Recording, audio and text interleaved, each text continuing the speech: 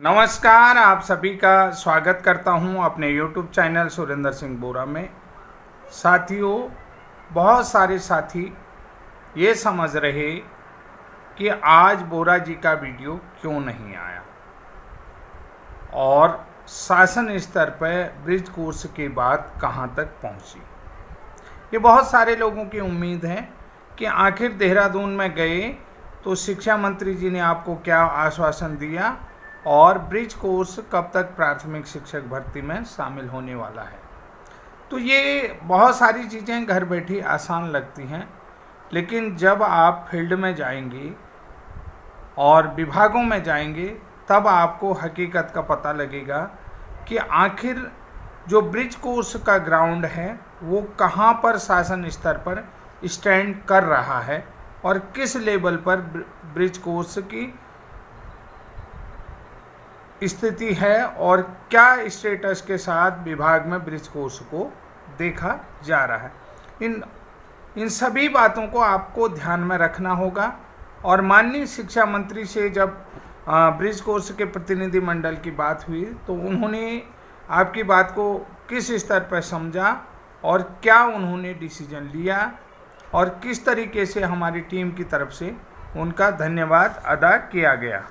साथियों, आप सभी लोगों ने देखा होगा, स्वयं माननीय शिक्षा मंत्री धन सिंह रावत जी के फेसबुक पेज पर भी आप लोगों ने हमारा वीडियो देख लिया होगा और हमारी मुलाकात देख ली होगी और हमने किस स्तर पर बात करी और किस लेवल से बात को उनको समझाया होगा।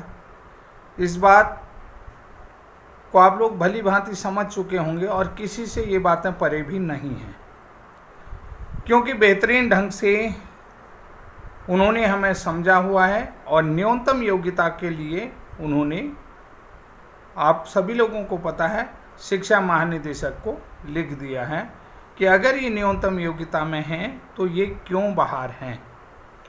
माननीय शिक्षा मंत्री जी का जितना धन्यवाद किया जाता है वो कम है। माननीय शिक्षा मंत्री जी ने हमें बहुत अच्छी तरीके से समझा है इस बात को और उनके संज्ञान में ये बात भी आ गई है। लेकिन दूसरा पक्ष आप देखिए कि आप लोग पिछड़ क्यों रहे हैं। ये बहुत बड़ी बात है, आप लोग पिछड़ क्यों रहे हैं और क्यों आज तक ब्रिज कोर्स न्यूनतम योग्यता में शामिल नहीं हुआ है। बहुत सारे तरीके से आप लोगों को भटकाया भी जा रहा है और आप लोग गुमराह भी हो रहे हैं। इस बात को भी आप लोगों को समझना होगा। सीधी सी बात है, आप लोगों ने देखा होगा NIOS DLED को 28 नवंबर 2023 को माननीय सुप्रीम कोर्ट ने क्या कहा, ये सिंगल टाइम प्रोग्राम है, ट्रेनिंग प्रोग्राम है, इसलिए जो है ये वैलिड नहीं है, अमान्य करार दिया था प्राथमिक शिक्षक भर्ती से। फिर NIOS DLED अचानक से आप लोगों को देख रहे हो कि सुप्रीम कोर्ट में वापस आने की कगार पे हो गया है। This is the policy matter, education policy matter. कि एजुकेशन पॉलिसी मैटर आप समझ सकते हैं, सेंट्रल गवर्नमेंट की पॉलिसी मैटर था और सेंट्रल गवर्नमेंट का पॉलिसी मैटर किस स्तर पर होता है आप लोग समझ रहे हैं कि यानी कि NIOS DLED बाहर आ रहा है।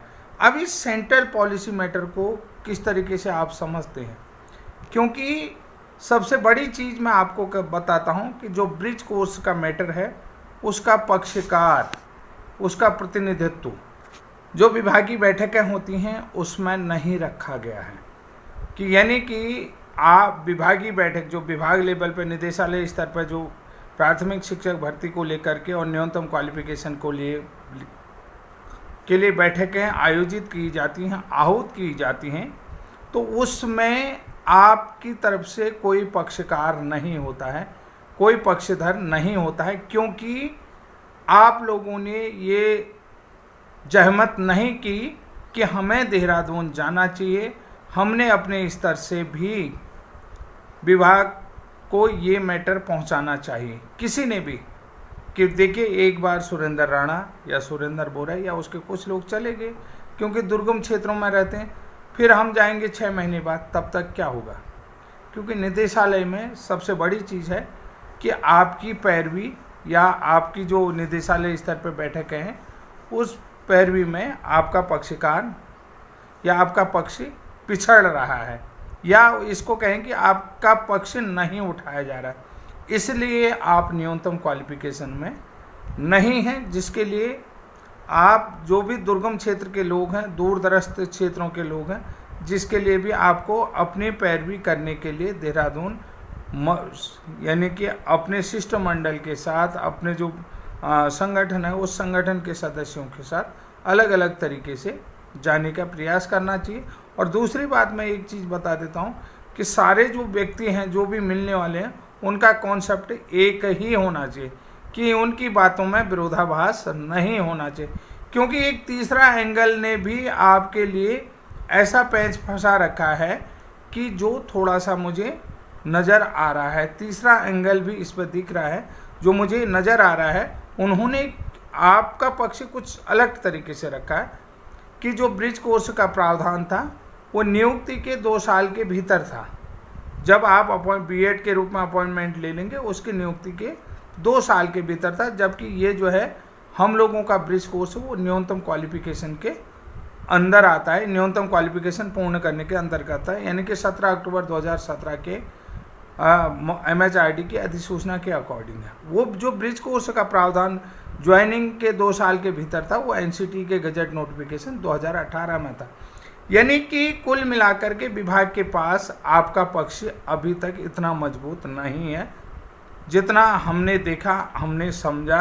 अब जा कर के विभाग के पास आपका पक्ष हमने पूरे अच्छी तरीके से रख दिया है, और हमने विभाग के अधिकारियों को ये भी बताया कि ब्रिज कोर्स क्या है, कि आपको शासन को इतना लिखने में क्या परेशानी हो रही। देखिए, शासन को आप इतना क्यों नहीं लिख पा रहे कि MHRD की अधिसूचना दिनांक 17 अक्टूबर 2017 के अनुसार अभ्यर्थियों के पास, देखिए, अनुसार शिक्षक बनने की न्यूनतम अर्हता अभ्यर्थियों द्वारा पूर्ण कर ली गई है, और वर्तमान में अभ्यर्थियों का जो है कि प्राथमिक शिक्षक बनने की न्यूनतम योग्यता रखते हैं। वर्तमान में अभ्यर्थियों के पास प्राथमिक शिक्षक बनने की न्यूनतम योग्यता है। क्या है, देखिए, मैंने खुद विभागीय अधिकारी से बात करी इस संबंध में कि आप शासन को इतना क्यों नहीं लिख रहे हैं, क्यों इतना लिखने में आपको परेशानी है। इसमें आपको भी कोई समस्या नहीं है कि MHRD की अधिसूचना, मानव संसाधन विकास मंत्रालय, भारत सरकार, नई दिल्ली की अधिसूचना दिनांक 17 अक्टूबर 2017 के अनुसार अभ्यर्थियों यानी कि शिक्षक बनने की न्यूनतम अर्हता अभ्यर्थियों द्वारा पूर्ण कर ली गई है। वर्तमान में अभ्यर्थियों के पास प्राथमिक शिक्षक बनने की न्यूनतम योग्यता है या न्यूनतम योग्यता रखते हैं।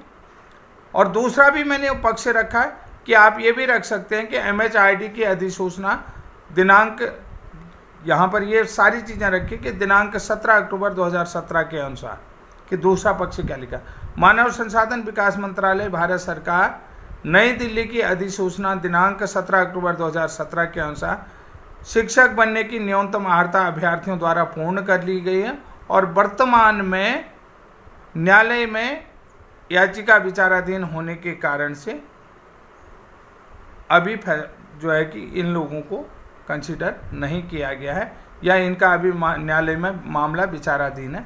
ये लिख के दे दो, समझ रहे। दोनों बातें मैंने उनके सामने रख दी हैं कि आप समझ गए हैं कि क्या क्या बात है। आगे की कार्रवाई में मैं आप लोगों को बताता हूँ, लेकिन यहाँ पर विभाग के अधिकारियों का क्या मानना है ये देखिए कि हमने क्या कहा कि MHRD या मानव संसाधन विकास मंत्रालय, भारत सरकार की अधिसूचना दिनांक 17 अक्टूबर 2017 के अनुसार शिक्षक बनने की न्यूनतम अर्हता अभ्यर्थियों द्वारा पूर्ण कर ली गई है। ये लिख के आप क्यों नहीं दे रहे हैं विभागीय अधिकारियों से। हमने कहा ये लिख के आप शासन को दो, ये मैंने कहा, लेकिन विभागीय अधिकारी का कहना है कि ये योग्यता मान्य नहीं है, ये सिर्फ वन टाइम सेटलमेंट था। ये पहली बात करें। पहली बात आप देखें कि जब ब्रिज कोर्स प्रशिक्षण वन टाइम सेटलमेंट था, मैं ब्रिज कोर्स की बात कर रहा कि विभागीय अधिकारी कह रहे हैं कि भैया ये वन टाइम सेटलमेंट था, ये मान्य नहीं है, वर्तमान में आप नियमावली में शामिल नहीं है। ये कह दिया उन्होंने कि वर्तमान में ये मान्य नहीं है, ये नियमावली में शामिल नहीं है। जब मैंने उनको कहा कि ब्रिज कोर्स प्रशिक्षण वन टाइम सेटलमेंट था, तो नियमावली में इसे DED के साथ कंटिन्यू क्यों किया गया। बड़ा सवाल, D.ED के साथ इसे कंटिन्यू क्यों किया गया, ये सवाल। अर्थात इस अधिनियम की अधिसूचना तो 31 मार्च 2019 को ही खत्म हो गई थी, ठीक है। तो यहाँ पर समझना पड़ेगा कि ब्रिज कोर्स को कैसे आगे कंटिन्यू करवाया गया है, या आगे कैसे ब्रिज कोर्स को कैसे कंटिन्यू होगा, ये समझने वाले। 31 मार्च को जब खत्म हो गया है तो ब्रिज कोर्स आगे कैसे कंटिन्यू होगा। यहाँ पर बड़ा सवाल उठता है कि विभाग ब्रिज कोर्स के विषय में भर्ती के संबंध में नज़रअंदाज कर रहा है, तो ऐसा क्यों। अगर विभाग ब्रिज कोर्स को नज़रअंदाज कर रहा है तो ऐसा क्यों, थोड़ा सा आपको समझना होगा कि विभाग नज़रअंदाज इसलिए। सुप्रीम कोर्ट द्वारा 11 अगस्त 2023 के देवेश शर्मा बनाम भारत सरकार के या भारत संघ के आदेश में कहा गया कि B.ED डिग्री धारकों के पास प्राथमिक में पढ़ाने के लिए पेडागोजिकल स्किल नहीं है। सुप्रीम कोर्ट ने NCT का गजट नोटिफिकेशन 28 जून 2018 रद्द कर दिया और B.ED डिग्री धारक पूरे देश में प्राथमिक शिक्षक भर्ती से बाहर हो गए। ये विभाग का मानना है, समझ रहे हैं कि यानी इनको देवेश शर्मा वाले। जबकि मैं आपको बता देता हूँ, हमने उनसे क्या कहा कि 17 अक्टूबर 2017 की अधिसूचना NCT के गजट नोटिफिकेशन 28 जून 2018 से कोई लेना देना है, कोई लेना देना नहीं है। यहाँ पर आपको ये समझना होगा कि 17 अक्टूबर 2017 के MHRD की अधिसूचना से जो है NCT का गजट नोटिफिकेशन 2018 28 जून का कोई लेना देना नहीं है, ठीक है। और दूसरी बात आपको बता देता हूँ, शिक्षक बनने से पूर्व अभ्यर्थी को मिनिमम क्वालिफिकेशन पूर्ण करनी होती है, वो कर ले रहे हैं। किसी दूसरे ने आपको दूसरे तरीके से एक्सप्लेन किया और विभाग के दिमाग में ये बैठा दिया है कि ब्रिज कोर्स तो नौकरी लगने के बाद होता है, ये सबसे बड़ा गलत है। इसके लिए मैंने वहाँ पर एक अलग ही एंगल रख दिया है निदेशालय में। अलग एंगल क्या रखा है वो आप लोगों को धीरे धीरे समझ में आ जाएगा। अलग एंगल ये रख दिया है कि हमारी जो अधिसूचना है वो जो है RT एक्ट 2009 के अनुसार है, यानी कि RT एक्ट 2009 के अनुसार, यानी कि पॉलिसी मैटर है। पॉलिसी मैटर सेंट्रल गवर्नमेंट की पॉलिसी मैटर है। जब आप लोगों को बात करा जा रहा है कि आपको ये चीज़ समझा रहा है कि सबसे पहली चीज़ है कि 28 जून 2018 के नोटिफिकेशन में B.ED बाहर हो गया, तो इन्होंने अब जो है कि ब्रिज कोर्स को सुप्रीम कोर्ट का आदेश मैं मान करके रख लिया। तो अब यहाँ पर हमको क्या समझना पड़ेगा, भाई ब्रिज कोर्स तो 17 अक्टूबर 2017 के अनुसार है, यानी इन्होंने मिनिमम क्वालिफिकेशन 31 मार्च 2019 तक कंप्लीट कर ली है, ठीक है। ये क्योंकि 17 में ही नवंबर 2017 में इनके रजिस्ट्रेशन कंप्लीट हो गए। अब हम यहाँ पर थोड़ा सा समझेंगे, भाई आपको विभाग की तरफ से क्या समझाया जाएगा कि ये शासन स्तर की बात है। यहाँ पर ये जो है शासन स्तर की बात है और पॉलिसी मैटर है। जब भी आप ब्रिज कोर्स की बात को लेकर के जाएंगे तो आपको क्या समझाया जाएगा कि ये शासन स्तर पर होगा, इसमें शासन की तरफ से बहुत सारे बदलाव किए जाएंगे, शासन की तरफ से आदेश होंगे, तब जा कर के नियमावली में संशोधन होगा, जो कि बिल्कुल गलत है।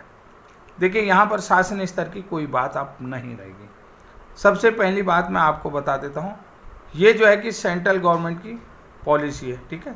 सेंट्रल गवर्नमेंट और सेंट्रल गवर्नमेंट में एजुकेशन को कंक्रीट लिस्ट पर लगा है, कंक्रीट लिस्ट में लगवाया गया है। और इसके लिए आपने देखा होगा लोकसभा में विधेयक भी लाया गया है, यानी कि ये पहले से ही पास है। जो शासन स्तर की बात है, शासन स्तर से इसे पहले से ही मंजूरी मिली है, यानी कि अगर हम लोगों को नियमावली में शामिल करते हैं, 17 अक्टूबर 2017 की अधिसूचना के अनुसार नियमावली में शामिल करते हैं, तो सेंट्रल गवर्नमेंट की तरफ से ये पहले से ही नियमावली में शामिल है, यानी कि इसको नियमावली में शामिल किया है। दूसरी बात है, एजुकेशन कंक्रीट लिस्ट में होती है। यहाँ पर जो भी सेंट्रल पॉलिसी का जो भी नियम होगा उसको राज्य को फुलफिल करना पड़ेगा, राज्य को उसे मानना ही पड़ेगा। आज नहीं तो भविष्य में उस नियम को, यानी कि राज्य जो है कि उस नियम सेंट्रल के नियम को अमान्य नहीं करा सकता, उसको मानने के लिए वो बाध्य है। उसको नहीं मानता हूँ नहीं कह सकता है, समझ रहे हैं। यहाँ पर ये भी बात समझ लो कि अब मैं आप लोगों को बता देता हूँ कि जो ये सेंटर पॉलिसी मैटर है, तो सेंटर पॉलिसी मैटर में आपने कंक्रीट लिस्ट में शिक्षा की नीति के तहत, ठीक है, ये समता का अधिकार है, गुणवत्ता का और उत्तरदायित्व का। शिक्षा में समता, ये सारी चीज़ें आप लोग समझते हैं कि क्वालिटी एजुकेशन की बात होती है। तो अब यहाँ पर जो पॉलिसी मैटर है सर, ये चीज़ कहेंगे कि ये शासन स्तर पर नियम में बदलाव होगा, फिर क्या बैठक होगी, बैठक आहूत किया जाएगा, बिल पास किया जाएगा। मैं आप लोगों को बता देता हूँ कि यहाँ पर हमें शासन से यानी कि पॉलिसी मैटर हमारा ऑलरेडी हो चुका है, ठीक है। और दूसरी बात है कि राज्य के अंदर का, अब राज्य के अंदर कर भी इसे कंक्रीट समवर्ती सूची में लिखा है, तो राज्य के भी अपने नियम होते हैं, ठीक है। उसमें भी देखिए, अब वहाँ पर भी पॉलिसी मैटर देखिए, इसमें सारी चीज़ें पहले से लागू की गई हैं कि जो 2016 के जिन्होंने हमारे साथ जो ऑलरेडी प्राथमिक शिक्षक बन चुके हैं, प्राथमिक विद्यालयों में सहायक अध्यापक प्राथमिक के पद पर तैनात हैं, उन लोगों के लिए ये पॉलिसी पहले ही बनाई जा चुकी है। तो इसलिए भी यहाँ पर कोई पॉलिसी मैटर, क्योंकि नियम ऑलरेडी बन चुके हैं, ये नियमों में आ चुका है। तो इसलिए आप लोगों को समझना है, जो पॉलिसी मैटर की बात कर रहे हैं, शासन स्तर की बात कर रहे हैं, तो शासन स्तर की बात नहीं, यहाँ पर सिर्फ इतना ही लिखना है निदेशालय से, जैसा कि आप लोगों को शासन स्तर की बात है करके गुमराह किया जा रहा है कि ये पहले जो है कि प्रस्ताव बनेगा, फिर विधेयक आएगा, विधेयक आने करके नियमावली में संशोधन होगा, ये बहुत सारी चीज़ें हैं। मैं आपको बता देता हूँ, ये सेंटर पॉलिसी का रूल है, सेंटर पॉलिसी का मैटर है, और राज्य में भी इसे लागू किया गया है। ये 2016 के बाद ही इसको लागू कर दिया गया, और ये इसमें किसी भी प्रकार की कोई संशोधन की ज़रूरत नहीं है। जो लोग नागरिक शास्त्र के स्टूडेंट हैं, वो लोग बेहतर ढंग से इसकी व्याख्या कर सकते हैं और इसको समझ सकते हैं।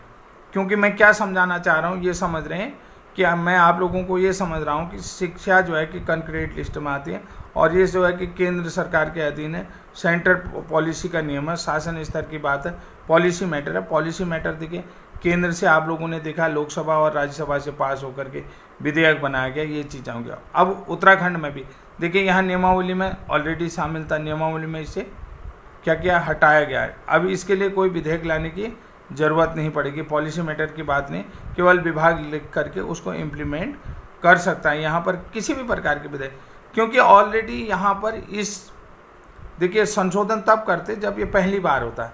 आखिर इस योग्यता के साथ यहाँ पर पहले भी नियुक्ति दे चुकी हैं। और दूसरा ये लिखना है कि देवेश शर्मा वाले केस से हम पर कोई प्रभाव नहीं पड़ता है। हम एनसीटी के आरटी एक्ट के मानकों के अनुसार एनसीटी की जो अधिसूचना है 23 अगस्त 2010 की, उस अधिसूचना में ऑलरेडी शामिल हो चुके हैं, तो हमारे पास मिनिमम क्वालिफिकेशन कंप्लीट है। तो ये सारी चीज़ें आपको वहाँ पर समझानी है कि सर ये शासन स्तर की बात नहीं है, इसमें तो ऑलरेडी एम्प्लॉयमेंट हो चुका है, ऑलरेडी सारी चीज़ें, शासन का प्रस्ताव पहले ही पास हो चुका है, तो दोबारा इसमें ज़रूरत तो है नहीं। अब दोबारा किसको ज़रूरत है, मैं आप लोगों को बताता। दोबारा अगर जो बीएड वाले हैं, जो यानी कि सुप्रीम कोर्ट के आदेश के बाद जिनको 31 मार्च 2019 के बाद ब्रिज कोर्स कराना जाना है, तो उनके लिए शासन स्तर की बात होगी, हमारे लिए नहीं। जो 31 मार्च 2019 के बाद जिनको कराया जाता, तो उनके लिए शासन स्तर की बात बनती। ये सारी चीज़ें हमें निदेशालय स्तर पर रखनी पड़ेगी कि जो पॉलिसी मैटर है, शासन स्तर की बात है, ये उन लोगों के लिए है जो विभाग में भर्ती हो चुके हैं और जिन्होंने ब्रिज कोर्स नहीं किया है, उनके लिए ये चीज़ें मैटर करता है, हमारे लिए नहीं कर सकता। हमारे लिए पॉलिसी मैटर ये नहीं बनता है। ये धीरे धीरे हम माननीय शिक्षा मंत्री जी को इस बात को भी समझाएंगे और रखेंगे कि बहुत सारी चीज़ें हैं यहाँ पर। अगर उलझने देखेंगे ना, हमारा पक्ष बहुत मजबूत दिखता है, बहुत मजबूत दिखेगा और बहुत अच्छी तरीके से जो अधिकारी भी इस वीडियो को देख रहा होगा उसको समझ में आ जाएगा कि बात तो सही कर रहा है, कि भैया शासन स्तर की बात ही नहीं है, इसमें तो सिर्फ नियम लिखना है कि एमएचआरडी की अधिसूचना 17 अक्टूबर 2010 के अनुसार इन्होंने प्राथमिक शिक्षक बनने के लिए न्यूनतम अर्हता पूर्ण कर लिया और वर्तमान में ये प्राथमिक शिक्षक बनने के योग्य हैं, जिसके लिए ऑलरेडी हमारे यहाँ शासन की तरफ से मंजूरी दी गई थी पूर्व में, और ये न्यूनतम डाइट डीएलएड के समान योग्यता रखते हैं। तो साथियों, आज के लिए इतना है, तब तक के लिए जय हिंद, जय उत्तराखंड।